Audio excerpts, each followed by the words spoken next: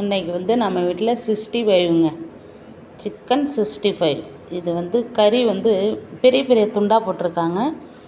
இந்த சின்ன சின்ன துண்டாக நான் கட் பண்ணிவிட்டு 65க்குள்ளே மசாலா என்னென்ன சேர்க்கணுங்கிறதையும் இதை எப்படி பண்ணணுங்கிறதையும் நான் உங்களுக்கு வீடியோவாக போடுறேன் பாருங்கள். கறி ரொம்ப பெருசு பெருசாக இருக்குது. இதை வந்து நைஸ் துண்டாக கட் பண்ணிவிட்டு உங்களுக்கு காட்டுறேன். பாருங்கள், இது மாதிரி நம்ம நைஸாக கட் பண்ணும்போது தான் உப்பு மசாலா எல்லாமே இதில் வந்து நல்லா சேரும். அதனால் இப்போ வந்து சின்ன சின்னதாக ஃபிங்கர்ஸ் மாதிரி சின்ன சின்னதாக நைஸாக கட் பண்ணி வச்சுருக்கேன். இதே மாதிரி எல்லா கறியும் கட் பண்ணி எடுத்துக்கணும். இதில் வந்து ஆச்சி சிக்கன் 65 மசாலா போட்டிருக்கேன், கார்ன்ஃப்ளவர் போட்டிருக்கேன், லைட்டாக உப்பு போட்டிருக்கேன். இதில் வந்து லெமன் சேர்க்க போகிறேன்.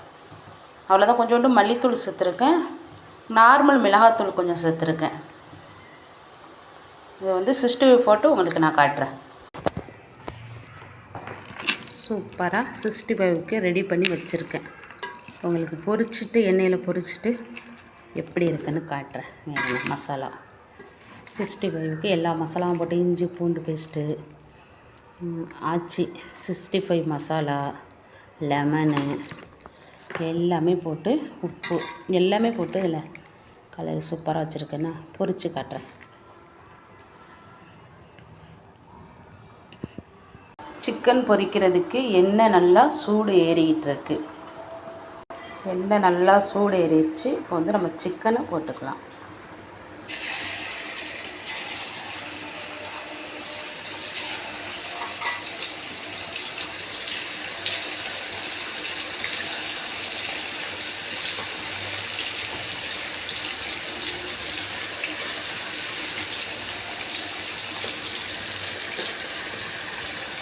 எல்லா சிக்கனையும் பொரிச்சிட்டு உங்களுக்கு நான் காட்டுறேன்.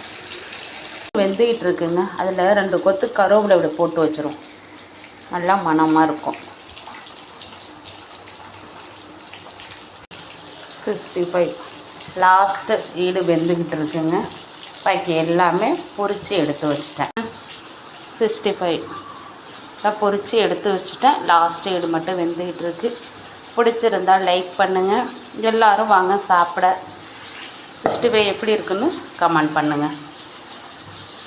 கலர்ஃபுல்லாக இருக்கா, எதுவும் கம்மியாக இருக்கா அப்படிங்கிறத கமெண்ட் பண்ணுங்கள். இந்த மல்லித்தலை மட்டும் அதை எடுத்து வச்சுட்டு மல்லித்தலை மேலே தூவிடுவேன்.